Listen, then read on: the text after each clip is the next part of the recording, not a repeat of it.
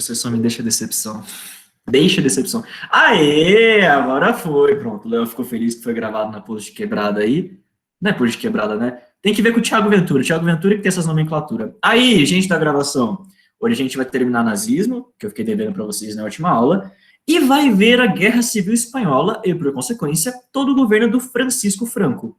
Hoje, portanto, nós finalmente, graças a Deus, por intermédio divino, terminamos o fascismo, tá bom? Pelo menos por enquanto. Ele vai voltar em outra aula que a gente vai ter lá pro finalzinho do curso, mas, por hora, vamos finalizar, tá bom? Eu espero que dê tempo. Eu espero do fundo do meu coração. Gente, antes de mais nada, a gente parou aqui, né? Tipo assim, eu dei tudo desse slide, aí a gente ia começar tomada de poder, né? Tipo, eu lembro até que eu falei do hashtag. Beleza, perfeito. Exato. Beleza, então vamos lá. Peraí, slide atual. Pessoal, gente, vamos recapitular rapidinho aqui. Só esse último aqui, ó, rapidex mesmo, rapidão. A Alemanha, a população alemã, não estava radicalizada o suficiente até então para que uma ideologia igual ao nazismo ganhasse popularidade. Porque é uma ideologia, a priori tipo, antes de mais nada, muito extremista. Muito. Peraí que entrou gente. Oh, meu Deus. O nazismo é uma ideologia muito extremista em todos os aspectos. E eu não estou só falando no caso das perseguições que eles faziam contra os comunistas, contra os judeus. Eu estou falando da ideologia como um todo, tudo bem? O nazismo é realmente como se fosse uma proposta de ideologia que ia bater o liberalismo, que ia bater o capitalismo, qualquer coisa assim. E só que a população da Alemanha não estava radicalizada o suficiente para que esse tipo de coisa ganhasse força no país, até 1929. 1929, a gente tem a quebra da Bolsa de Valores de Nova York, a Alemanha era completamente dependente do dinheiro dos Estados Unidos, e como os Estados Unidos entrou em crise, eles pararam de mandar esse dinheiro para a Alemanha. A população começou a passar necessidade, um monte de gente ficou desempregada, teve uma onda grande de fome, todos aqueles problemas que a gente sabe que crises causam. E aí, nesse cenário, é quando o nazismo começa realmente a desabrochar. É quando ele realmente começa a ganhar força. Não só o nazismo, também o comunismo. Só que o nazismo tinha a vantagem de ser patrocinado pelas elites tradicionais da Alemanha. Então, os grandes latifundiários, os burgueses, os donos das fábricas, vão preferir o nazismo ao invés do comunismo por motivos óbvios. O comunismo pregava, a gente já viu tudo isso, né? Estatização das coisas, e vocês sabem, não vou precisar repetir aqui. Então, o nazismo estava ganhando em relação ao comunismo. Isso se manifestou nas urnas. No ano de 32, a gente teve uma votação para o parlamento alemão, que, lembrando, se chama Reichstag, em alemão, tipo, às vezes esse termo aparece, e o Partido Nazista ganhou maioria, 32% das cadeiras do parlamento. O Hitler, ele tentou concorrer para presidente, mas ele perdeu a eleição para o Hindenburg, que era um herói de guerra, um cara super conhecido na Alemanha, um cara popular. Então, o Hindenburg assumiu como presidente da Alemanha, só que o Partido Nazista era maioria no parlamento. E como que funciona o sistema de governo da República de Weimar, gente? Porque isso é importante para a gente entender como é que o Hitler conseguiu virar primeiro-ministro, que na Alemanha chama chanceler. Olha só, a República de Weimar era uma democracia parlamentarista. Então a gente tem dois cargos aí. O presidente, que é como se fosse o chefe de governo, é uma figura muito mais simbólica. Querem ter uma comparação meio esdrúxula, mas que funciona? É como se fosse a rainha da Inglaterra, é como se fosse a rainha Elizabeth. Tudo bem que na Alemanha o presidente tem um pouco de poder, mais poder do que a Elizabeth tem, por exemplo. Só que no geral é isso. O presidente é um cargo muito figurativo, é um cargo muito mais simbólico do que qualquer outra coisa. Quem realmente governa na prática, quem está lá com os congressistas, com os políticos, discutindo, debatendo, é o primeiro-ministro, que, como eu falei para vocês, na Alemanha chama chanceler. E o chanceler era indicado pelo presidente. Então, o presidente, uma vez eleito, ele indicava qualquer pessoa que ele quisesse para ser o chanceler.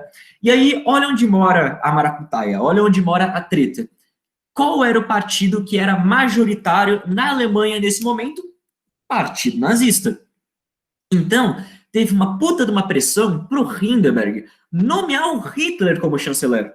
E é exatamente isso que ele fez. Em 1933, o Hitler conquista esse cargo. Tá bom? Ele assume o cargo de primeiro-ministro e aí ele vai estar lá, finalmente, dentro do parlamento. Ele consegue, enfim, conquistar o seu cargo político. Pouco tempo depois que o Hitler assume como chanceler, misteriosamente, coincidentemente, o prédio que fica o parlamento, o Reichstag, que é esse prédio lindo e maravilhoso que vocês estão vendo aí à direita, ele pega fogo, mas ninguém sabe o porquê. Brincadeiras à parte, gente, olha só, ninguém, até hoje, sabe exatamente o que causou esse incêndio. Se ele foi proposital, se alguém botou fogo e, se realmente alguém botou fogo, quem que foi? Só que isso não importava para os nazistas naquela época. Eles acusaram, sem prova nenhuma, que os comunistas botaram fogo no parlamento, que a oposição aos nazistas botou fogo ao parlamento. Se é verdade ou não, a gente nunca vai saber. Só que o fato é que essa história colou, e colou muito, muito mesmo. Eles culparam os opositores por terem botado fogo no Reichstag, e aí começou uma puta de uma perseguição política, uma puta de uma perseguição. No mesmo ano e poucos meses depois que o parlamento pegou fogo, o Hitler, usando essa justificativa de, olha só, o Hindenburg, vamos olhar aqui, presta atenção em mim. A oposição botou fogo no parlamento, tá bom? Eu não tenho prova para te afirmar isso, mas botou, tá bom? Botou fogo no parlamento. Tá tendo um monte de gente que tá querendo, dentro do Reichstag, a dar um golpe na Alemanha. Você tem que fechar o parlamento. E o Hindenburg, que já estava velho, literalmente velho de idade, doente e cansado, ele vendo que ele não ia conseguir barrar o Hitler, ele fala, tá bom. E aí, o Hindenburg, o presidente da Alemanha, ele concorda em dissolver, em fechar o Reichstag. Olha só, o líder, o Hitler, nesse período, antes do Reichstag ser fechado, ele era líder do executivo. O parlamento como um todo é o legislativo de um país, porque é lá que são aprovadas as leis, é lá que são redigidas novas normas ou qualquer coisa assim. A partir do momento em que o Reichstag é fechado, o legislativo passa a ser exercido pelo Hitler. Olha a merda. Então ele começa a acumular poder. E ele se consolida definitivamente como o grande líder da Alemanha, como um cara com poder absoluto, como do presidente Hindenburg, que, igual eu falei para vocês, estava velho, estava cansado, ele acaba falecendo antes de cumprir o mandato dele. Ainda tinha um tempinho que ele ia ser presidente. E aí o Hitler usa isso de desculpa. O parlamento já estava fechado, ele já estava com o legislativo na mão dele, o Hindenburg morre, ele fala, é o seguinte, toca pro pai. Ele absorve para si o cargo também de presidente. Então ele uniu, olha só, o Hitler era ao mesmo tempo chanceler, presidente e teoricamente o poder legislativo da Alemanha. Basicamente, ele tinha poder ilimitado. E para simbolizar esse poder, da mesma maneira que o Mussolini se intitulou Duce da Itália, que é um título nobre, um título que referencia a uma pessoa poderosa, o Hitler também vai escolher um Führer, que em alemão significa líder, condutor. E é bem no sentido literal da palavra, viu, gente? É guia mesmo. Tipo assim, audioguia na Alemanha, se eu não me engano, é Audioführer. Führer. Não sei falar essa porra.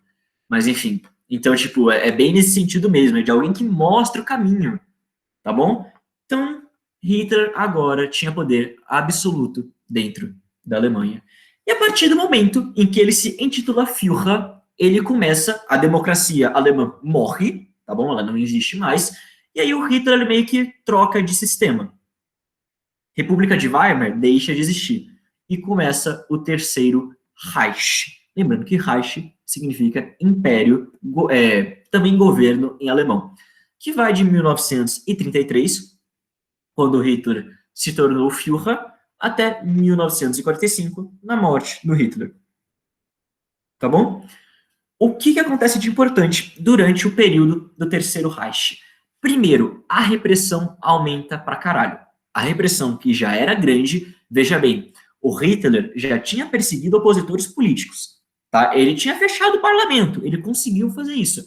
A repressão já era grande, mas durante o Terceiro Reich, ela ganha proporções nunca antes vistas. E mais importante, ela é institucionalizada. O próprio Estado faz essas perseguições. Você tem a criação da Gestapo, a polícia secreta nazista, que fazia uma cacetada de coisas e vai ser, durante o Holocausto, a principal responsável por perseguir judeus, tá bom? Super pop esse tema, aparece uma cacetada de filmes, então vocês com certeza já viram alguma coisa. E também ele criou as SS, que são Forças Especiais Alemãs. Gente, se eu fosse falar tudo que a SS faz tipo, eu ficaria uma hora aqui falando. Mas, tipo assim, é um monte de coisa. Imagina que é tipo o BOP da Alemanha, tá bom? Mas não é só o BOP. Por exemplo, a SS, uma das divisões da SS, foi responsável por administrar os campos de concentração, tá? Mas imagine igual um BOP, inicialmente, que é um pouquinho mais fácil, tá bom? Só que o Hitler não bastava para ele perseguir só opositores políticos. Ele tinha que mandar sozinho. E tinha muita autoridade dentro do partido nazista que podia competir com a figura dele. E o Hitler não queria isso, ele queria ser a rainha, o deus da Alemanha. Então o que ele faz? Ele usa essas milícias, milícia não, esses novos órgãos governamentais, a SS, e joga ela e manda ela para cima dos antigos amigos dele, literalmente de outras lideranças nazistas. Então, a antiga SA, vocês lembram da SA, gente? Peraí, deixa eu achar ela aqui agora. Deixa eu ver, aqui, não. Isso.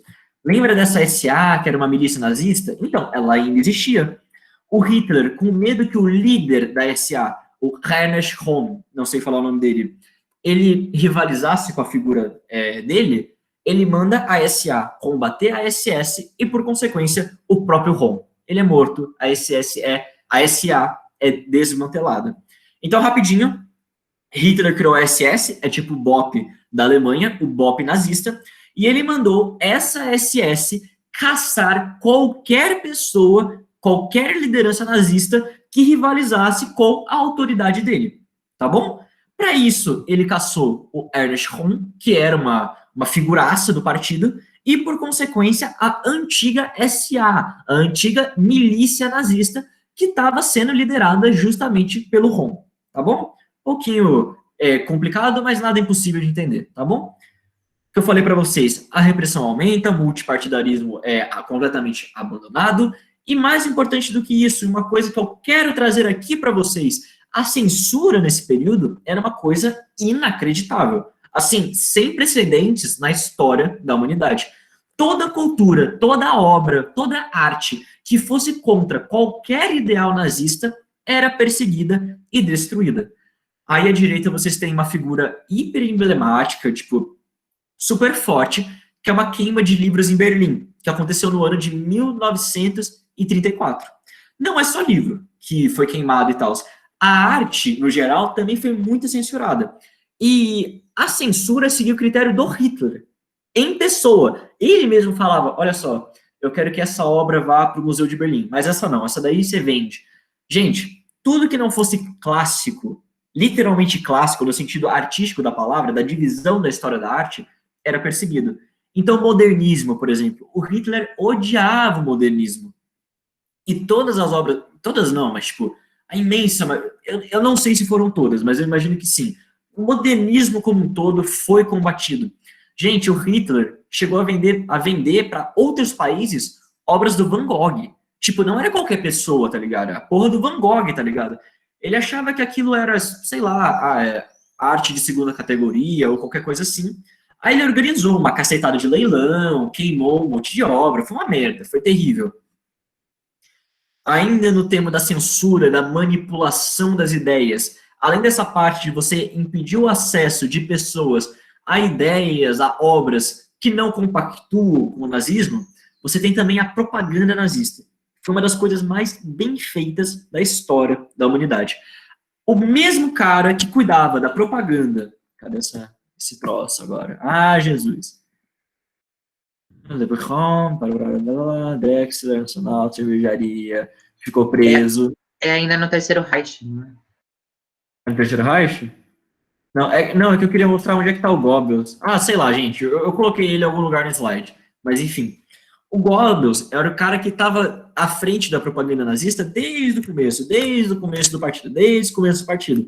E aí, agora que o Hitler está no poder, ele é meio que oficializado. O Goebbels, ele vira ministro da propaganda do regime. Gente, era uma coisa inacreditável. O Goebbels, igual eu já falei para vocês, ele era mestre em usar novas tecnologias, novos meios de comunicação para propagar os ideais nazistas. Então, rádio, cinema vai ser muito importante para o nazismo. Eu vou dar 2 exemplos aí para vocês.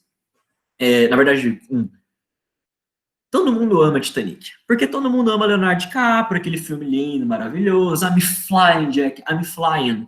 Mas tem uma versão muito interessante do Titanic, que é nazista, no caso, gente, que é uma coisa bizarrésima, para falar a verdade. Nesse filme aí, nessa obra e tal, o Titanic, ele afunda, sem sacanagem, a razão do Titanic afundar foi por causa que, tipo, foi a cobiça de judeus, de estadunidenses e de ingleses. E é óbvio que quem salvou a pátria, quem salvou o povo que sobreviveu ao naufrágio foi um alemão. Olha como as coisas funcionavam. Olha como era o nível do negócio. E tem um monte de filme que é super célebre dessa época. No material que eu montei para vocês, no texto, eu coloquei outro filme, para vocês darem uma olhada. O Destino da Vontade, A Força da Vontade. É alguma coisa assim. Eu não lembro agora de cabeça, gente. Mas é alguma coisa à vontade, tá bom? Que é um puta de um filme também hiper famoso desse período. Ele falava sobre o 6º Congresso Nazista. Aí tava gravando, tipo, toda aquela imensidão de gente e tudo mais, e exaltando a figura do Hitler, exaltando a figura do nacionalsocialismo. Foi foda. O Goebbels era muito bom na propaganda. É atribuído a ele aquela frase: uma mentira contada 1000 vezes se torna uma verdade. Não tem prova de relação, tipo, ninguém sabe se realmente essa frase veio dele, mas é atrelada a ele. E, gente, vamos concordar que, querendo ou não, mesmo que ele nunca tenha dito isso, dá para encaixar. Vocês querem um resumo perfeito do que foi o Terceiro Reich? É só pegar o slogan dele, um dos vários slogans nazistas. Ein Reich, ein Volk, ein Führer, que é, traduzindo do alemão, o império, um povo e um líder. Vamos analisar essa frase com cuidado? O império alemão, tudo bem? Então, o Hitler, na cabeça dele e na dos nazistas, ele restaurou todo aquele esplendor, todo aquele orgulho que a Alemanha tinha antes de ter virado a República de Weimar. Então, ele resgatou o Reich alemão. Um povo. Por que um povo? Porque é literalmente um povo. Judeu? Não. Eslavo? Não. Ariano? E só ariano. Um único povo. Uma Alemanha para um tipo de gente. E só. E um líder, porque, novamente, um líder. Só o Hitler mandava. É óbvio, tinham divisões internas e tudo mais, mas, grosso modo, o que o Hitler falava era lei. E literalmente isso, gente. Eu não lembro em que ano, mas teve uma lei que foi aprovada lá que, literalmente, o que o Hitler falava ganhava força de lei. Tá, sabe? Era esse o nível do rolê. Esse é o Terceiro Reich. E como que o mundo enxergou o Terceiro Reich? Primeiro, uma coisa que é importante falar, assim como a Itália fez, o Mussolini fez isso, né, pós-crise de 29, a Alemanha passou a investir pesadamente na indústria bélica, e em grandes obras públicas, em estradas e esse tipo de coisa. Porque, primeiro, o nazismo é militarista, ou seja, eles iam se armar de qualquer jeito, e, em segundo lugar, porque esse tipo de indústria gera muito emprego, que era uma coisa que a Alemanha estava precisando demais. Porque 44% da população estava desempregada pós-crise de 29. Tá bom? E deu certo, gente. Nesse aspecto, o Hitler, a gente tem que admitir que ele fez um bom governo no plano econômico. O desemprego caiu de 6 milhões de pessoas para só, entre aspas, 1 milhão de trabalhadores na Alemanha. Ele resolveu bem o problema. Por causa desse sucesso econômico, a aceitação da população com o nazismo aumenta demais. A propriedade privada, igual no fascismo, nunca foi abolida, então você, amiguinho, que acha que nazismo é de esquerda, esqueça. E a recuperação. Aí eu falei a mesma coisa, aqui ó. A aceitação popular sobre o regime aumenta e a recuperação econômica deu prestígio ao novo regime. Oh, meu Deus, espera aí que eu coloquei a mesma coisa aqui. Pronto. Oh, meu Deus. Agora tá bonito. E aí, gente, eu quis trazer para vocês, por curiosidade... Mentira, isso aí já caiu em prova. Isso já caiu em prova. Não é curiosidade, não. Eu quis trazer para vocês, talvez, o maior símbolo, a primeira coisa que vem na nossa cabeça quando a gente pensa em Alemanha nazista, que foram as Olimpíadas de 1936, que aconteceram em Berlim. Tudo bem? E, mano, todo o aparato do Estado nazista, propaganda, construção, qualquer merda, durante a Olimpíada de 36, foi tudo planejadinho, meticulosamente, para passar a imagem mais perfeita possível do Reich. Para colocar a Alemanha realmente com, ó, eu tava na merda, agora aqui para vocês, eu sou a Alemanha de novo. Eu tenho um exército, eu tenho um povo, eu tenho um Führer, olha como a gente é maravilhoso, olha como a gente é pica. E eu só quis trazer para vocês, agora, vocês já devem ter visto essa figurinha à direita. As Olimpíadas foram um sucesso, gente. Assim, foi um puta de um evento, teve um monte de competição e tudo mais. E é óbvio que era interessante pro regime nazista, era interessante pro Hitler, que os alemães ganhassem o máximo de medalhas possíveis. Porque isso meio que ia embasar a superioridade ariana. E aí a gente tem o maior tapa na cara da história, que é uma história linda, tem filme sobre, é super famoso, vocês com certeza sabem, que é a história do Jesse Owens. Gente, o Jesse Owens era um estadunidense, ele estava lá nas Olimpíadas para competir no atletismo e no salto em distância, e teve e ele ganhou uma cacetada de medalha. Ele ganhou 100 metros raso, ele ganhou o maior salto em distância, qualquer coisa assim. Foi um cara que brilhou na Olimpíada. E, mais importante do que tudo, o Jesse Owens era negro. Gente, ó, de verdade, eu não sei qual é o termo mais adequado para usar aqui, tá bom? Vocês me corrijam nos comentários. Eu não sei se é negro, eu não sei se é preto. Me desculpe se eu estiver usando algum termo aqui incorreto, eu realmente não sei, tá? Vocês me perdoem. O Owens era negro. E um negro tá no pódio lá, tipo, olha essa imagem, olha como ela é emblemática, gente. Esse cara aqui, eu não lembro o nome dele, mas vocês podem ver, né, até pelo gesto dele, ele era nazista, ele tá fazendo a saudação aqui e tudo mais. Então, essa imagem do Jesse Owens está no pódio, um cara negro em primeiro lugar, e os alemães em segundo, isso é muito forte, gente. Isso é muito forte de verdade. É uma coisa, assim, absurda. Tudo bem que, só a título de curiosidade, esse cara aqui, que tá fazendo a saudação nazista, ele meio que deu umas dicas pro Owens para ganhar, enfim, é uma puta de uma história. Ele deu algumas dicas pro Owens para ganhar o salto em distância ou qualquer coisa assim. E aí, gente, tem uma história super famosa que na prova da corrida do atletismo, quando Jesse Owens ele ganhou a prova, o Hitler, para não entregar a medalha para ele foi embora do estádio. Gente, essa história é mentira, tá bom? Ela é lenda. O próprio Jesse Owens falou que o Hitler cumprimentou ele. Foi à distância. Então, o Jesse Owens, ele estava indo pro vestiário, qualquer coisa assim. Aí ele viu o Hitler, ele acenou a mão e o Hitler acenou de volta. Então, eles se encontraram. Tipo, o Hitler saudou o Jesse Owens. Mas olha que interessante. O Jesse Owens, ele falava o seguinte: o Hitler nunca me ignorou. Quem me ignorou foi o Roosevelt. Foi o presidente dos Estados Unidos. Quando o Jesse Owens volta para casa, tem um puta de um evento na Casa Branca para receber os atletas, para fazer uma festona e tudo mais. Quem que não foi convidado? O Jesse Owens. Quando ele chega em Nova York, ele é recebido pela população, todo mundo gritando, berrando o nome dele. Só que quando ele vai pro hotel que ele estava hospedado, que era um dos mais luxuosos de Nova York, ele com as medalhas no peito, as 5 medalhas que ele ganhou, o povo que estava cuidando do hotel falou: senhor, por favor, vai lá, pode ir pro seu quarto, mas vai pelo elevador de serviço. Só queria trazer essa história para vocês, tá, gente? que é um símbolo, é um evento muito importante na história, e querendo ou não, ano passado caiu uma questão misturando história com esporte, que foi aquela questão do Eusébio, que era um jogador da Angola. Então eu vou trazer esse viés para vocês. Na aula que a gente vai ter agora de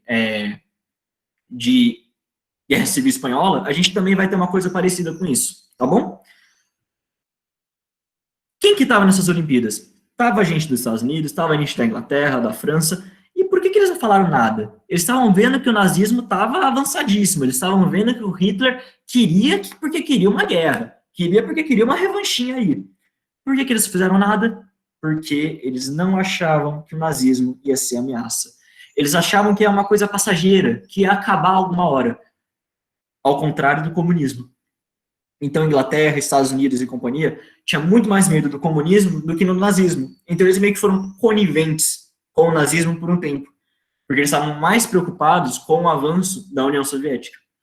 E é por isso que eles deixaram esses monstros, tanto Itália quanto Alemanha, crescerem. Tá certo?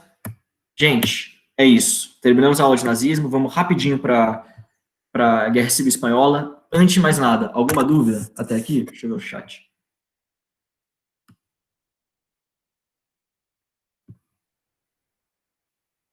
A Cami perguntou, foi por conta do Goebbels que o Hitler foi eleito como a personalidade do ano pela revista Times em 38? Ou a mensagem que ele passava para os outros países era algo positivo sobre o que acontecia na Alemanha? Cami, de verdade, não sei te falar isso, cara. Não sei de verdade. Mas assim, creio eu, e tudo vozes da minha cabeça, viu, gente? Creio eu que, tipo, sim, isso deve ter influenciado muito. A propaganda nazista era uma coisa incrível, era um negócio inacreditável. Só, eu quero correr atrás disso, Cami, depois eu vou dar uma olhada e te respondo, porque pode ser, eu não sei, você pode até me ajudar com isso. Pode ser que essa indicação tenha sido de zoeira. Tipo, o Hitler, ele foi indicado ao Prêmio Nobel da Paz. Só que ele foi indicado justamente de brincadeira. Tipo assim, o cara, ele indicou o Hitler ao Nobel da Paz, tipo, olha só, gente, se a Inglaterra, se a França, se os Estados Unidos não fizerem nada para deter o Hitler, ele vai pacificar o mundo. E por que ele falou isso? Por que ele falou pacificar o mundo? Porque ele ia conquistar todo mundo. E aí, conquistando todo mundo, matando judeus e etc., o mundo ia ficar pacífico. Então, depois eu vejo se essa indicação não foi tipo de brincadeira ou alguma coisa assim, tá bom? A Bia falou. Depois de um tempo, o Mussolini abriu o parlamento, só com os fascistas. O Hitler também faz isso? Bia, sim. Sim, ele é completamente aparelhado, tudo bem? O multipartidarismo, ele é abandonado e quem mandava era só o alto escalão do partido nazista. Vai falar sobre a política de apaziguamento, Edu? Calma, que política é essa? Tipo, me dá um detalhe aí no chat para eu ver se eu estudei, tipo, se eu lembro de alguma coisinha. Que eu não tô lembrando, não. Edu, os nazistas tinham também desavenças com os negros, porque tem um filme que uma professora fala sobre a caricatura que iam para os jornais dos judeus e dos negros. Cindy, eles tinham com tudo que não fosse ariano. Literalmente tudo. Eslavo, que é a população da Rússia, era inferior para eles. Magiares, que são a população maioria na Hungria, eram inferiores. Os ciganos, os negros, mas não só de etnia também, homossexuais, transexuais, pessoas que têm deficiência física, mental ou qualquer coisa assim. Tudo isso era escória para os nazistas, tá bom? Então era tudo, tudo. Era um negócio inacreditável. Gente, mais alguma dúvida? Sei que a aula hoje vai ser um pouquinho maçante porque é muita matéria, mas a gente precisa dar uma corrida aí, porque semana que vem, irmão, a aula vai ser louca. Tá tudo ok? Mais alguma dúvida? Dou-lhe uma. Dou-lhe duas. Vamos lá, gente. Então. Tipo. Não, quem que eu pedi para mandar coisa. Peraí que eu falei tudo errado. Não, falei certo. Quem que eu falei para mandar coisa no chat, vai digitando por enquanto, que quando eu voltar para cá eu leio, tá bom? Oh, meu Deus, errei o slide. Gente, vamos lá. Rapidinho mesmo, porque isso aqui não é complicado, não. Como é que eu dei a aula de fascismo para vocês? Eu falei primeiro de como é que tava a situação italiana. Aí eu dei para vocês sobre o Mussolini, sobre a história de vida do Mussolini, e depois eu falei sobre o fascismo. Como é que eu dei a aula de nazismo para vocês? Eu primeiro falei da história da Alemanha, contei um pouquinho sobre o Hitler, e depois falei como o nazismo chegou no poder. Aqui na Espanha, na Guerra Civil Espanhola, vai ser a mesma coisa. Eu vou falar da Espanha agora, depois eu vou falar do Franco, e aí eu vou falar do falangismo, do fascismo espanhol, tá bom? É literalmente a mesma sequência de sempre, ok? Gente, e como é que era a Espanha, então? Como é que estava a situação espanhola? Como é que estava o background da Espanha que permitiu que um regime igual ao franquismo subisse por poder? Quando a gente pensa na Espanha, principalmente, 1600, 1600 e pouco, a gente pensa no maior império até então. Gente, vocês estudaram a América Espanhola. Mais do que isso, a gente tem vivência disso. Toda a América Latina, quase toda a América Latina, tirando alguns lugares como o próprio Brasil, a Guiana Francesa, o Suriname, o grosso da América Latina estava tudo na mão da Espanha. E a Espanha se tornou um país extremamente rico com essas colônias, com a exploração de ouro. A gente sabe das histórias terríveis de genocídio. E a Espanha passou por um período fodido de apogeu. Por um tempo, por quase um século, ela foi a maior potência do mundo. Tanto militar, quanto econômica, quanto cultural, quanto qualquer outra coisa. Só que esse tempo já tinha passado. No final do século XIX, para o início do século XX, a Espanha era um país extremamente católico, com uma influência fodida da igreja, conservadora pra cacete, tradicionalmente agrário e com um domínio das oligarquias na política. Gente, é isso, sabe? Não tem muito o que falar. Quando você compara a Espanha com a França, com a Inglaterra, por exemplo, que nesses períodos, tipo, tava muito diferente. Tava muito diferente. A Espanha tava muito atrasada. Vou colocar atrasado entre aspas, porque vocês sabem, né, gente? Isso é meio que etnocêntrico, né? Enfim. Mas estava. A Espanha tinha acabado de sair das guerras napoleônicas. Que eu não sei se vocês lembram, gente, mas, tipo assim, a Espanha foi invadida por Napoleão, o rei foi destituído, teve uma puta de uma treta e tudo mais. E, além disso, todo o império que ela tinha, todas as províncias ultramarinas, coloniais que ela possuía, declararam independência, quase todas.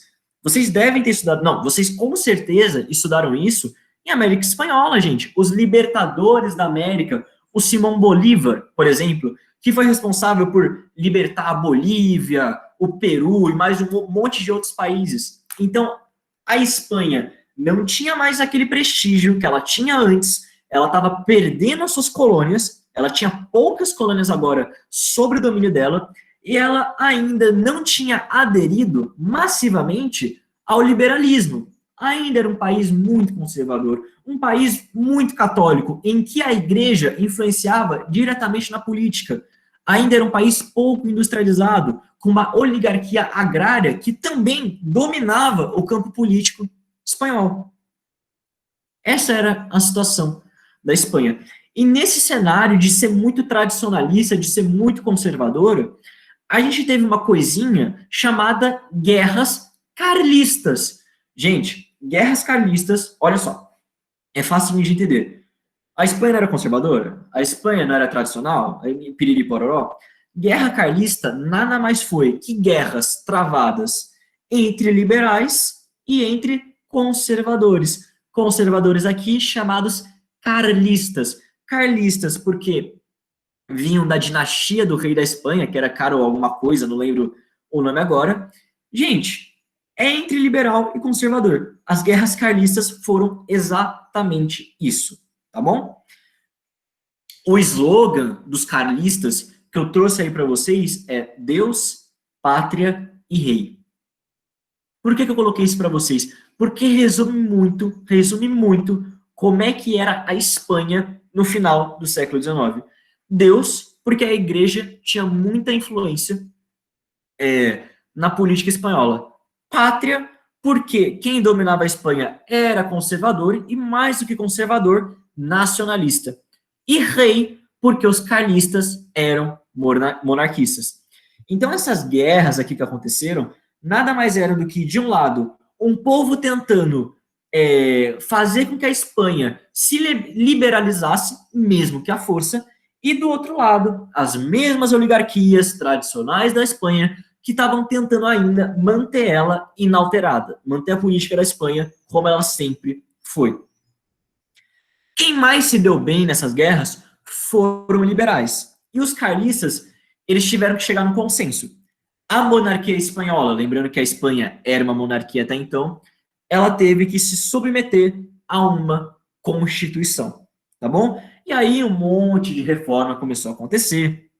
A Espanha começou a se industrializar, ainda que fosse tímida essa industrialização, e as coisas começaram a tocar. Então, de novo, gente, recapitulando. Espanha, católica, conservadora, agrária e com o domínio das oligarquias tradicionais. Qual frase que resume tudo isso? Deus, pátria e rei. Nesse cenário de um país que era completamente conservador, a gente tem as chamadas guerras carlistas, travadas entre liberais, republicanos, e entre os chamados carlistas, que eram monarquistas e conservadores. Tá bom, gente? Então, essa era a situação da Espanha. A gente viu o país. Vamos ver agora o filho da puta. Vamos ver, então, o Franco. Tá bom? Gente, o Francisco Franco, assim como grande parte da população espanhola, ele veio de uma família que era extremamente católica. E o próprio Franco vai ser muito católico. Católico fervoroso, católico extremista, tá bom?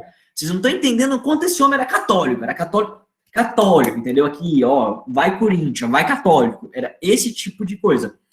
E mais do que isso, o Franco, ele vinha de uma família que era muito tradicional no exército da Espanha. O pai dele era marinheiro, o avô dele tinha sido marinheiro, o bisavô dele tinha sido marinheiro. Tiveram 6 gerações dentro da família do Franco que foram marinheiras, que estavam envolvidos com a marinha espanhola. E o Franco, ele segue o mesmo caminho. Ele acaba não indo para a marinha, porque a Espanha literalmente não tinha marinha quando ele foi se alistar no exército, porque ela tinha perdido uma guerra com os Estados Unidos, por Cuba. Detalhes, gente, detalhes. E ele acabou indo para a infantaria do exército. Ele foi lá, estudou numa academia militar, se formou e tudo mais. E aí, para tentar subir na carreira, subir na patente militar, ele vai para o Marrocos. Gente, eu falei para vocês que a Espanha, o antigo império colonial espanhol, se desintegrou. Então, por exemplo, Argentina, Uruguai, Bolívia, Peru, Equador, México e mais um monte de outros países que estavam sob o domínio da Espanha, eles declararam independência. Só que isso não quer dizer que todos os territórios que a Espanha tinha ficaram independentes do dia para a noite. Tinham outros que ainda estavam sob o domínio espanhol. Por exemplo, o Marrocos. Então, gente, o Franco, quando ele se forma na academia militar, ele vai para o Marrocos para tentar subir na hierarquia, para fazer a carreira dele. Tudo bem? Já no Marrocos, ele vai lutar contra rebeldes. Esse rebelde, gente, estava tendo um movimento de independência dentro do Marrocos. O povo lá, marroquino, estava tentando conquistar a independência, E aí o Franco vai para lá justamente para lutar contra esses manifestantes, contra esses rebeldes.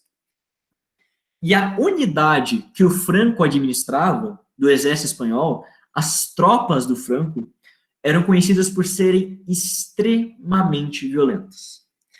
Eles decepavam as orelhas dos inimigos dele, o nariz, organizava chacina, um monte de coisa. Era terrível, gente, terrível. O Franco, desde cedo, vai mostrar essa violência dele, que foi característica por todo o regime franquista, tá bom? E, gente, ele se deu muito bem no Marrocos, tá bom? Ele foi condecorado como um grande militar e tudo mais. Então, quando ele volta para a Espanha, ele volta famoso, literalmente famoso. Ele volta com prestígio. E isso fez o ego dele aumentar lá nas alturas, meu.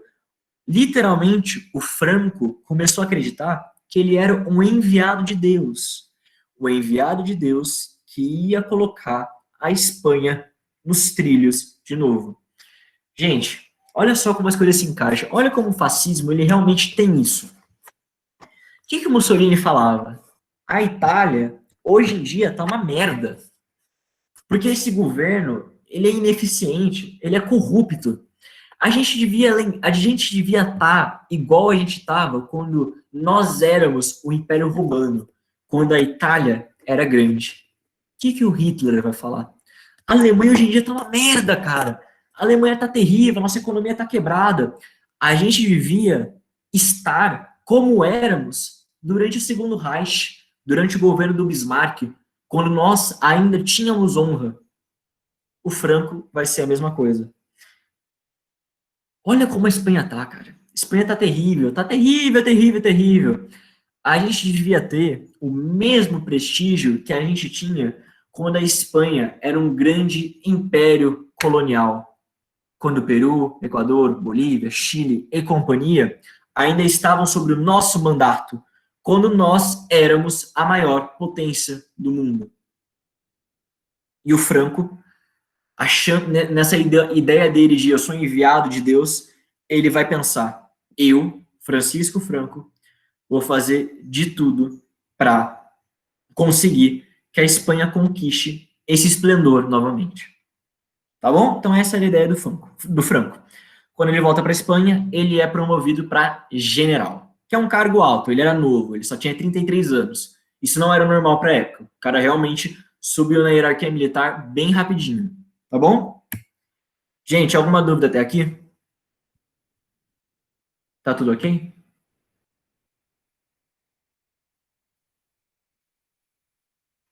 A Cami falou, como chanceler da Alemanha, o Hitler supervisionou a unificação da Alemanha com a Áustria e a região das Sudetas em 38. Sim, isso é verdade, Cami. A gente vai ver isso na aula da Segunda Guerra, nos antecessores, quando ele anexou uma parte da Tchecoslováquia, da Áustria e tudo mais. Mas por que você mandou isso mesmo? Pera lá, eu boiei. É por... Pera aí, não ia. Não ia de verdade. Ô, Cami, explica aí, faz um favor. Gente, vamos mandando dúvidas, tá? A Ká perguntou, você até falou um pouco, essa política se refere à posição da Inglaterra, França e seus aliados, que viam o expansionismo de Hitler, o aumento do exército e tal, sem fazer nada, mesmo indo contra o Tratado de Versalhes, por acreditar que era passageiro, além de barrar o comunismo. Essa política só acabou quando Hitler invadiu a Polônia. Entendi, Ká, eu não sabia que tinha esse nome, desculpa. A gente vai ver isso com mais detalhes na aula da Segunda Guerra, tá bom? A gente vai ver os antecedentes da guerra e eu vou falar tudo isso certinho. Ah, a Cami perguntou, por que ele ganhou a personalidade do ano na Time? Cami, obrigado, viu, de verdade, não sabia. Muito obrigado mesmo.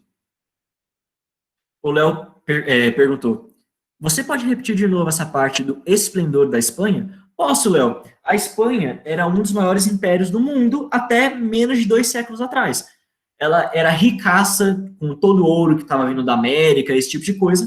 Só que ela tinha perdido isso. A América, grande parte, tinha se tornado independente. Vocês viram isso em América Espanhola, então Simão Bolívar e todos os movimentos de independência que a gente teve. Então a Espanha, na época que o Franco estava vivo, estava em decadência. E o que ele pensava? Eu vou projetar a Espanha, eu vou fazer com que a Espanha tenha o mesmo esplendor que ela tinha na época do Império Espanhol, do Império Colonial Espanhol. Entendeu agora? Tá tudo ok? Manda aí no chat, que nós continua.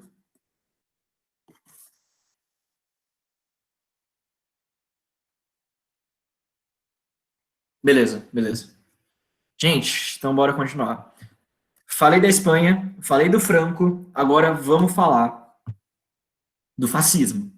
O fascismo espanhol é um pouquinho diferente do da Alemanha e do da Itália, mas é quase a mesma coisa. Gente, o que eu sempre falo para vocês? O que eu sempre falei nessas duas aulas, na da Itália e na da Alemanha? Nazismo e fascismo, esse tipo de ideologia precisa necessariamente de uma população radicalizada para se propagar. Precisa. E era exatamente essa a situação da Espanha. A Espanha teve uma coisa chamada Geração de 98, que é o povo que nasceu depois do ano de 1898, tá bom? Que era uma população que estava muito radicalizada por causa de todos os problemas que a Espanha estava enfrentando. Então vamos lá, vamos recapitular. O que a Espanha estava tendo de problema? Ela tinha perdido as suas posses coloniais. Então perdeu Bolívia, Periri e Pororó. E não só isso, ela também perdeu Cuba. E Cuba é importante porque ela sofreu uma derrota muito humilhante para os Estados Unidos. Estados Unidos ajudou Cuba a ficar independente e entrou em guerra contra a Espanha. A Espanha perdeu essa guerra, a chamada Guerra Hispano-Americana, e saiu devastada, e saiu fodida. Além disso, o que a gente tem?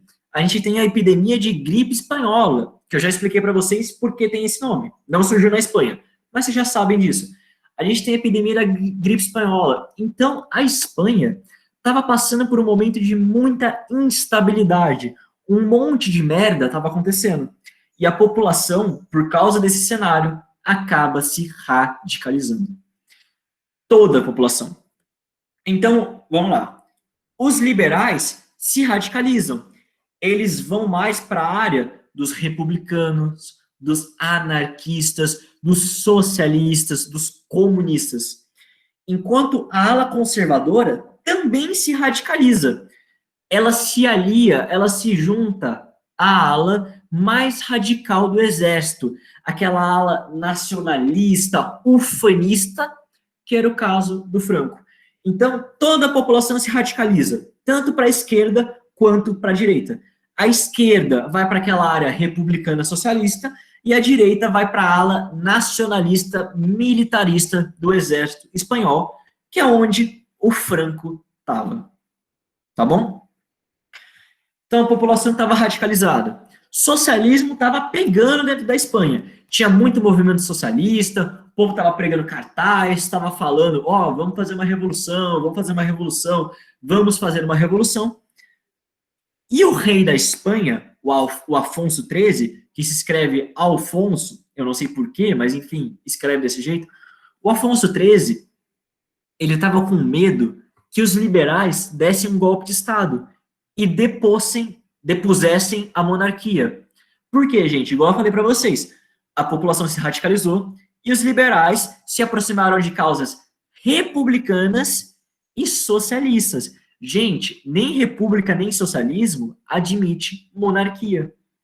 Então, o que acontece? O Afonso XIII, vendo que os liberais estavam radicalizados, que tinha movimento que queria acabar com a monarquia da Espanha, o rei, o Afonso XIII, ele se uniu aos conservadores, aos carlistas. Ele se uniu aos carlistas, mais especificamente para um general chamado Primo de Rivera, e aí foi instaurada uma ditadura dentro da Espanha, tá bom? Então, recapitulando, a população estava radicalizada, os liberais estavam com umas ideias de depor a monarquia. O rei, com medo de perder o cargo dele, ele se aproxima dos conservadores, dos carlistas, que também estavam radicalizados. E aí, com o apoio de um general chamado Primo de Rivera, é instaurada uma ditadura militar dentro da Espanha. Qual que era o lema dessa ditadura? Pátria, religião e monarquia. Por que eu trouxe esse slogan para vocês? Porque ele parece o das guerras carlistas, tá bom? Deus, pátria e rei, pátria, religião e monarquia. É parecidinho, é parecidinho. Então, para vocês verem como é que eram as coisas, essa ditadura aqui, que foi apoiada pelo Afonso XIII, ela queria manter a Espanha como sempre foi, como tradicional, como nos bons costumes. E é durante essa ditadura que a gente, enfim, tem o surgimento do partido fascista da Espanha, que chamava Falange, tudo bem? O filho desse general, do Primo de Rivera, é ele que cria a Falange, que tinha inspirações claramente fascistas. Só que era um fascismo diferente, gente. O fascismo da Espanha pode ser chamado também de fascismo clerical, que é o seguinte: a figura do Estado, ela se radicaliza. O Estado fica autoritário. Só que a igreja, ao mesmo tempo, também tem muita autoridade. Também tem muita influência dentro da política, tá? De resto, é igualzinho fascismo italiano e nazismo, tá bom? Todas aquelas características que eu passei para vocês na aula de fascismo valem para o falangismo, valem para o franquismo. Só que o franquismo, o falangismo, tem uma característica específica, que é essa grande autoridade que a igreja vai ter, tá bom? Então, o Estado se fortalece, mas a igreja não perde a força dela. Ela não perde a influência que ela sempre teve dentro da Espanha. E esse, gente, aqui à direita, é o símbolo da falange, tá bom? É esse arco e flecha com 5 flechas. Cada uma dessas flechas representa um dos reinos da Espanha. Então, por exemplo, o reino aqui de Castela, o reino de Aragão e tudo mais. Então, cada uma dessas flechas representa um dos 5 reinos que deram origem à Espanha, tá bom? É isso. E essa ditadura ficou no poder por um bom tempo. E não estava apresentando, ninguém estava realmente contestando ela. Até a crise de 1929. Quando, como sempre, a Espanha entrou numa puta de uma crise e a oposição à ditadura ganhou força. Ganhou força, começou a pressionar o governo, ao ponto que o Primo de Rivera, esse general, esse ditador, ele renunciou. E depois que ele renunciou, o Afonso XIII, que é esse cara que vocês estão vendo aí na imagem, ele também se viu obrigado a deixar o trono espanhol. Então a monarquia, por um tempinho, ela acaba na Espanha. Depois da crise de 29, a oposição espanhola, os liberais, os republicanos, eles fizeram tanta pressão dentro do governo espanhol, que a ditadura militar acabou e o rei renunciou. Foi instaurada, desse modo, uma república.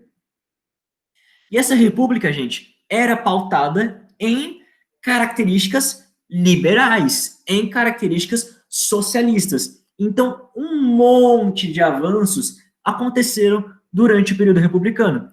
Você teve o voto, foi estendido para as mulheres, teve mais direitos trabalhistas, as regiões da Espanha ganharam mais autonomia. Gente, isso é uma questão de atualidades, então eu nem vou entrar aqui para vocês. Mas, por exemplo, a Catalunha é uma região que hoje em dia tem muita autonomia política, assim como ela também teve durante essa República Espanhola. Sabe, a Catalunha tem uma língua própria, que é o catalão, tem tradição própria, etc. A mesma coisa para o País Basco, enfim, gente, todas essas regiões que estão aí no mapa, elas ganharam mais independência, elas ganharam mais autonomia durante o período da República. Só que, gente, República é um regime democrático, é um regime que tem votação. E a Espanha estava vivendo um regime democrático. Então, quando a República foi imposta, houveram eleições, e na primeira eleição da República, quem ganhou foram os socialistas. Os socialistas, os liberais, etc. O povo que estava em oposição aos carlistas. E aí eles fizeram todas essas reformas que eu falei para vocês. Expandiram o voto para as mulheres e piriri pororó. Só que na segunda eleição que teve para a República, para o parlamento espanhol, quem ganhou foi a direita. Quem ganhou foram os conservadores, que voltaram finalmente ao poder da Espanha. Eu sei que é um pouquinho detalhado demais, mas até aqui tá tudo bem, gente? Até aqui vocês estão entendendo? Mandem no chat.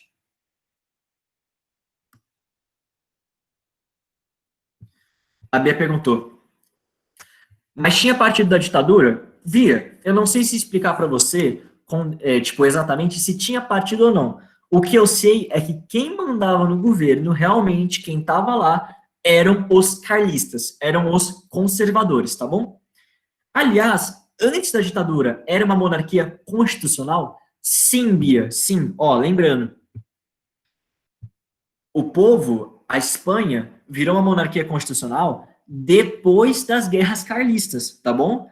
Então, depois que teve essa treta e tudo mais, ó, os liberais e os carlistas chegaram ao acordo e a Espanha se transformou numa monarquia constitucional, tá bom? Então, era uma monarquia constitucional, tá bom?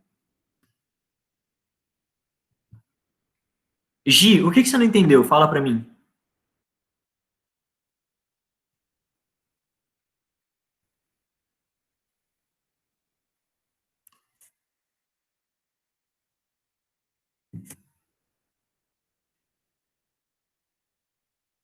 Ok, gente, vamos lá. Eu tava imaginando que essa parte ia causar uma confusão, porque ela é um pouquinho complicada mesmo.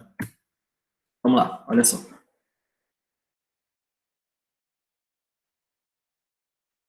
A sociedade espanhola estava muito radicalizada, muito radicalizada.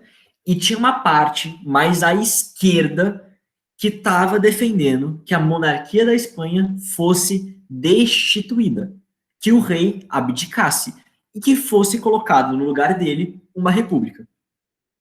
O rei, que era o Afonso XIII, ele estava com medo de ser deposto por esse povo. Então ele estava olhando os esquerdistas, o povo mais à esquerda, falando tipo assim, abaixa a monarquia, vamos colocar uma república, vamos colocar uma república, e ele fica com medo de ser deposto. Ele fica com medo que a monarquia espanhola acabasse.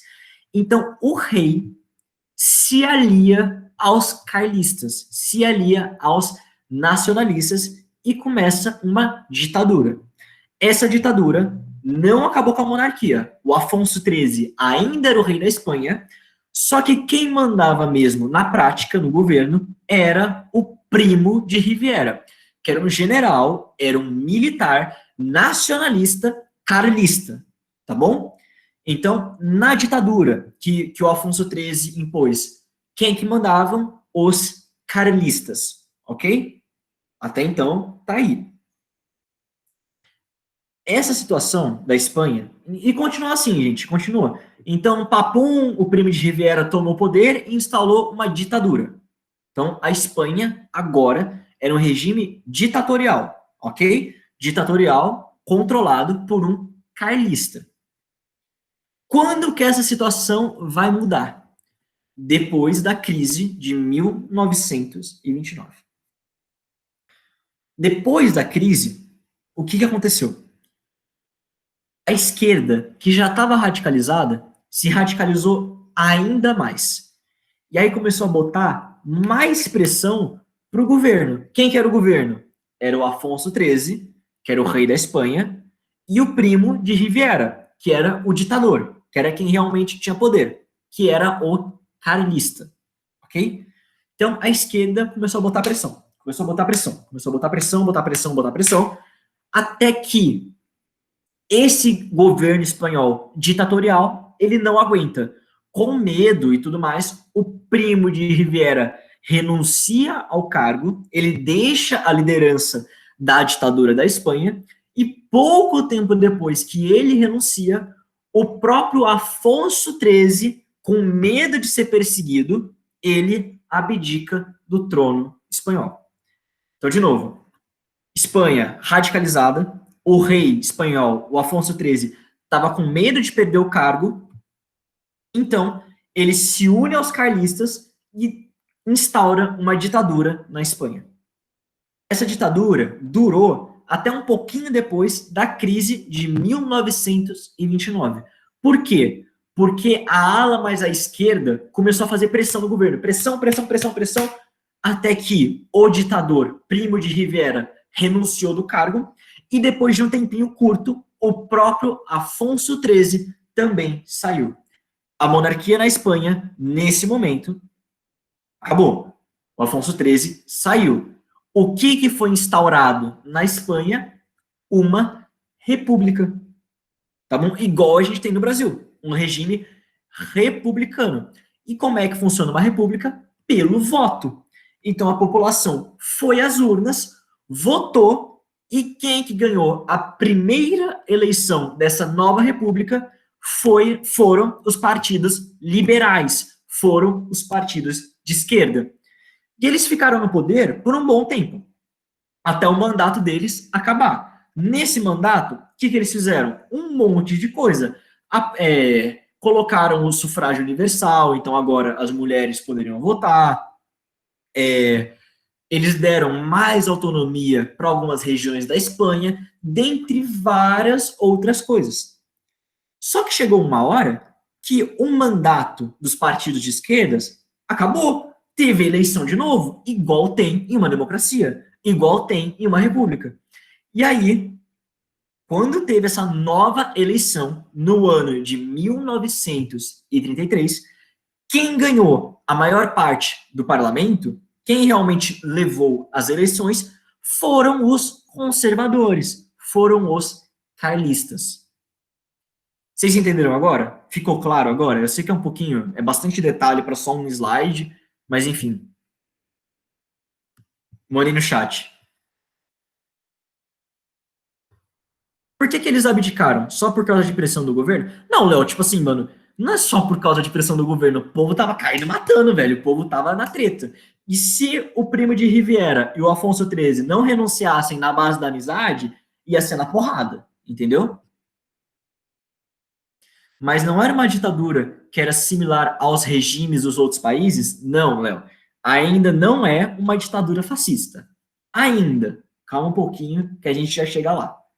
Vocês entenderam agora, gente? Tá tudo ok?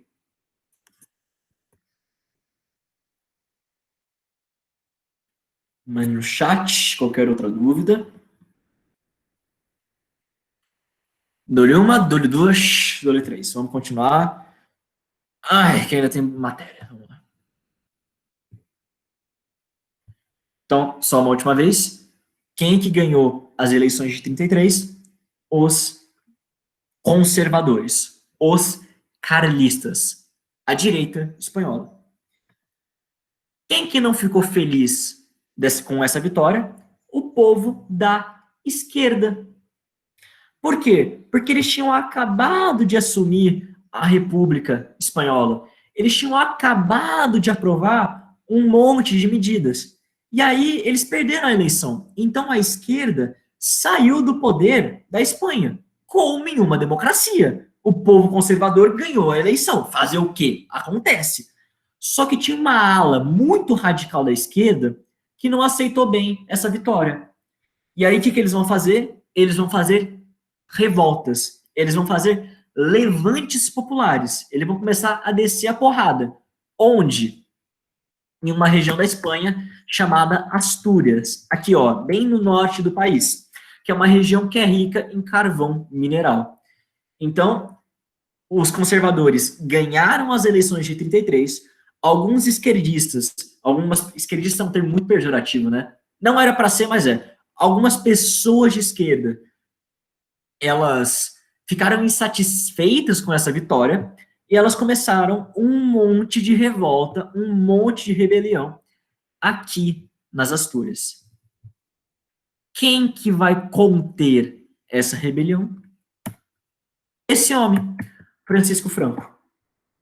Gente, então, depois que estava tendo essas revoltas lá nas Astúrias, quem ficou encarregado de sufocar esse movimento foi o Franco. O Franco, gente, tinha acabado de voltar da África, do Marrocos. Fazia pouco tempo que ele tinha voltado. Então, ele pegou o mesmo exército que ele usou na África, aquele exército que era violento pra caralho, aquele exército que não tava nem aí, que decepava a gente, que fazia massacre, e marchou para a região das Astúrias. E aí o que aconteceu? Todos aqueles manifestantes de esquerda e tal, o Franco desceu a porrada legal. Desceu a porrada. O Franco agiu com muita violência. Muita violência mesmo. Um monte de gente morreu. E depois que o Franco fez isso, depois que ele agiu com toda essa violência contra o povo espanhol, porque esse povo que estava nas Astúrias, gente, era Espanha, era espanhol de nascença, não era um inimigo, não era um estrangeiro. Ele agiu daquela maneira com o próprio povo. Depois que essa monstruosidade aconteceu, essa repressão do Franco, ela causou medo na ala mais à esquerda. O povo ficou assustado com toda essa violência. A esquerda ficou assustada com o que os carlistas poderiam fazer. Entenderam? E aí o que acontece? Esses partidos de esquerda, com medo de serem perseguidos ou qualquer coisa assim, eles se unem. Então a gente tem um monte de gente de esquerda que forma um único partido, a Frente Popular. Gente, imagina como se o PDT, o PT, o PSOL, o PCdoB se unissem tudo em um único partido para disputar as eleições e ter mais chance de vitória. E foi exatamente isso que aconteceu. Em 1936, teve mais uma eleição para o Parlamento Espanhol, como sempre tem. Afinal de contas, a Espanha era uma democracia, tá? Tinha suas falhas, mas era bem democrático. Então, em 36, a gente tem mais uma eleição para a Espanha. Quem estava disputando eram partidos de direita e essa união de esquerda, a Frente Popular. E quem que ganhou a eleição foram os partidos de esquerda. Então, rapidinho, mais uma vez, ó, eu sei que é bastante coisa e tal, mas vamos lá, que não é tão difícil de entender. Foi instaurada a República. Quem que ganhou a primeira eleição para a República? A esquerda. A esquerda fez uma cacetada de coisa, piriri, pororó. Aí teve outra eleição, porque afinal de contas, estamos em uma democracia e eleições acontecem. Quem que ganhou essa nova eleição? A direita. Quando a direita ganhou essa eleição, o povo à esquerda, alguns extremistas, ficaram putos com isso e começaram um monte de revolta na Espanha, aonde? Na região das Astúrias. O Francisco Franco foi encarregado de sufocar essas rebeliões. Então ele foi lá e desceu a porrada em todo mundo, mas desceu bonito. Ele foi muito violento. E aí a esquerda espanhola, com medo de ser perseguida, com medo de acontecer alguma coisa, ela se une em um único partido, chamado Frente Popular. E esse partido, essa coalizão de esquerda, ganhou as eleições de 1936. Então, esquerda ganhou a primeira eleição, direita ganhou a segunda, e a esquerda ganhou de novo na terceira. Tá bom? É isso que aconteceu. E aí, depois que eles ganharam essas eleições de 1936, eles se reuniram e falaram: esses carlistas são doidos. Esses carlistas são muito violentos. Principalmente esse tal de Francisco Franco. O cara é louco, o cara é pirado das ideias. A gente tem que dar um sumiço neles. E foi isso que a Frente Popular fez. Depois que ela assumiu o governo, ela pegou toda essa ala do exército, que é mais nacionalista, que é carnista, e mandou para o exílio. O Francisco Franco foi exilado para as Ilhas Canárias, gente, que é essa ilhinha que vocês estão vendo aqui, que é perto da costa da África, mas é longe da Espanha. Ok? Alguma dúvida? Vocês entenderam bonitinho agora as coisas? Tá tudo ok? Mandem sim ou não no chat, pra gente continuar. Eu não acredito que não vai dar tempo de acabar esse troço, mano. Ai, meu Deus, eu não acredito. Gente, tem a possibilidade do Pita dar, tipo, 10 minutos pra gente? Eu não sei, eu realmente não sei. Tem alguma chance? Eu sei que essa aula é maçante, tem bastante matéria, só que, mano, vai ficar muito mais fácil daqui pra frente. Tem alguma chance? Tipo, conversem com ele, eu realmente não sei. Bom, vamos avançar até onde a gente conseguir, tá bom? Então, o Francisco Franco partiu para o exílio. Não, de novo. A Frente Popular, que é de esquerda, ganhou a eleição da Espanha e mandou o Francisco Franco e mais um monte de gente lá pra puta que pariu. Lá pro exílio, lá para longe. Tá bom? Quem estava no poder na Espanha nesse período inteiro, portanto, era a esquerda. E aí, gente, teve um movimento, alguns extremistas da esquerda, eles começaram a perseguir o catolicismo. Então, gente, vamos lá. Frente Popular ganhou o governo, mandou esses caras aqui, o Franco, lá pra puta que pariu, e aí eles que estavam no governo, eles que mandavam. E uma ala mais exaltada desse governo, uma ala mais radical, começou a perseguir a Igreja Católica. Por quê? Porque a Igreja Católica, igual a gente viu aqui, era hiper tradicional na Espanha, tinha muita influência política. Então, teve uma ala mais radical que começou a queimar a igreja, começou a matar padre, começou a fazer um escarcéu na Espanha. Foi uma coisa desgraçada mesmo. E aí, depois que eles começaram a fazer isso, que eles começaram a tomar, a fazer essas merdas, o Franco se sentiu pessoalmente ofendido. Por quê, gente? Igual eu falei para vocês, o Franco era muito católico. Muito católico.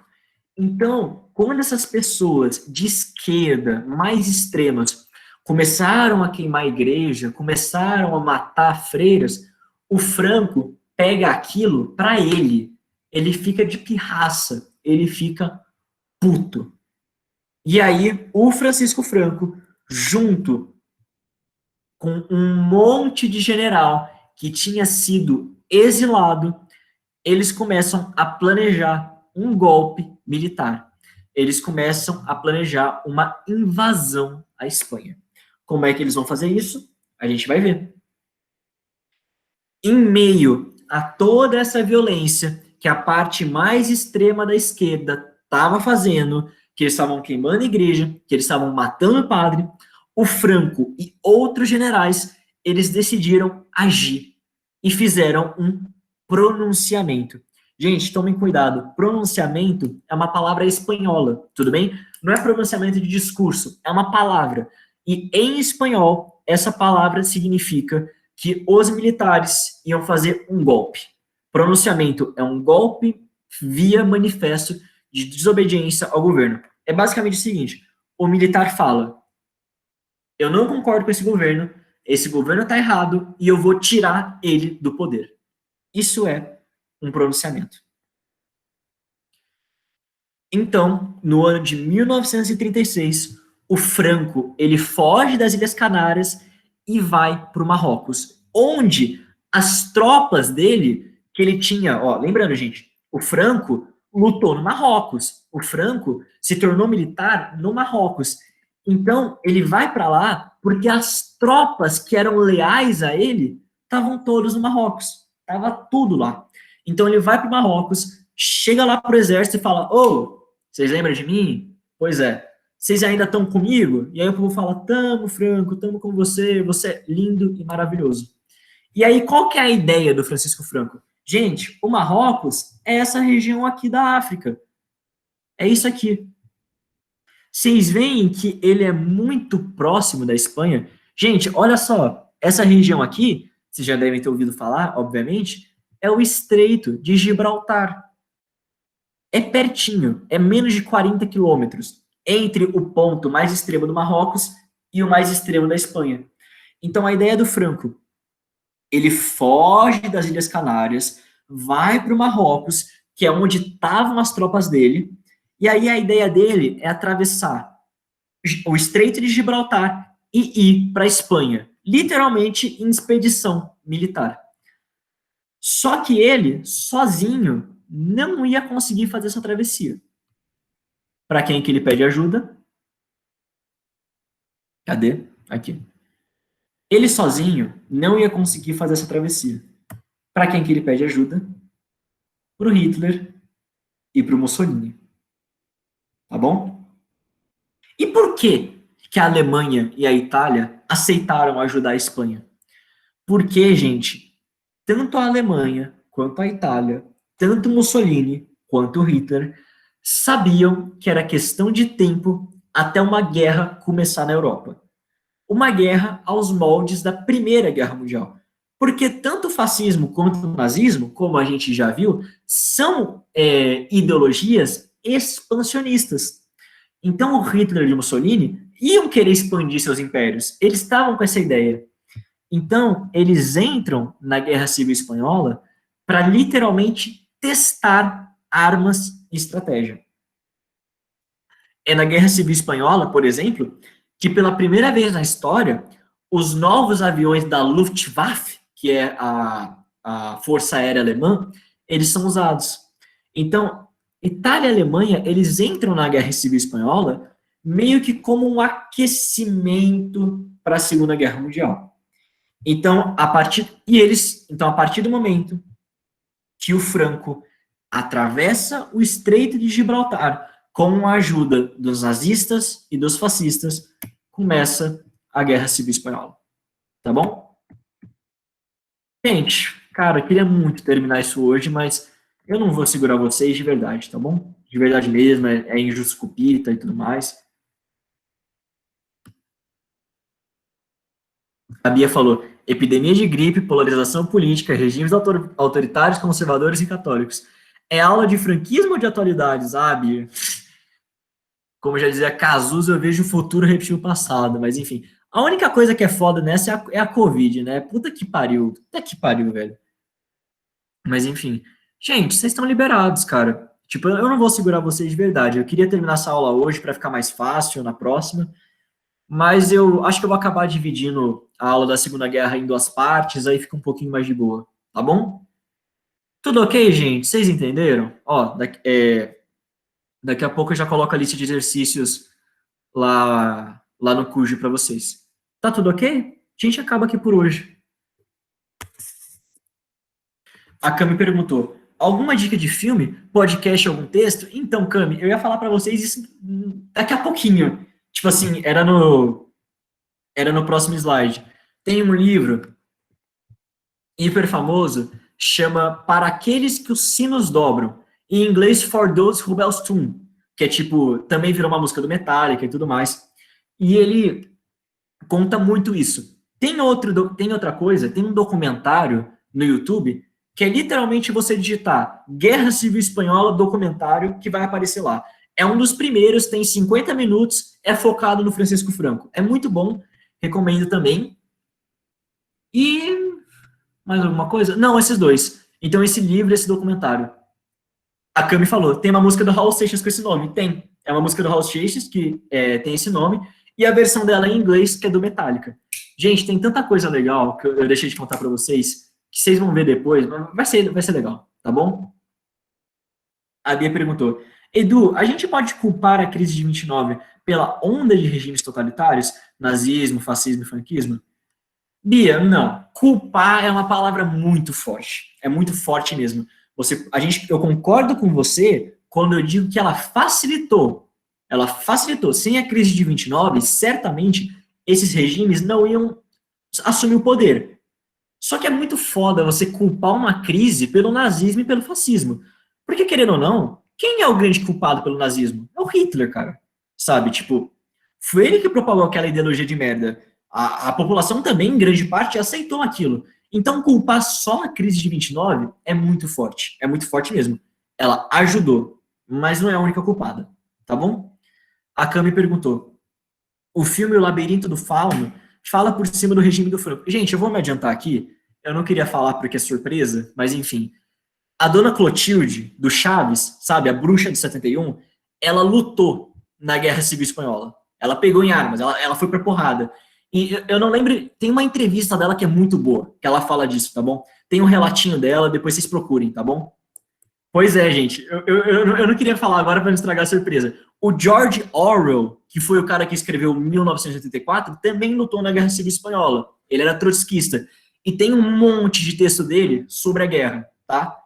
Mas é isso. Brinca, gente, de verdade. A dona Clotilde, ela não é mexicana, ela é espanhola. E quando o Francisco Franco, ele ganha a Guerra Civil, quando a Falange, ela assume o poder, aí que ela foge da Espanha, vai pro México. Quando ela vai pro México, ela era uma mulher muito bonita, pra época dela, ela vira atriz, conhece o Roberto Gomes Bolaños, ele convida ela para fazer o programa. Aí ela faz Chapolin Colorado e Chaves. Olha como é foda, né? É legal, cara. A história é muito foda. Mas, enfim, era surpresa. Vamos deixar, já falei para vocês, ok? Tem uma entrevistinha dela. Então é isso, gente. Parar de gravar aqui, vocês estão liberados.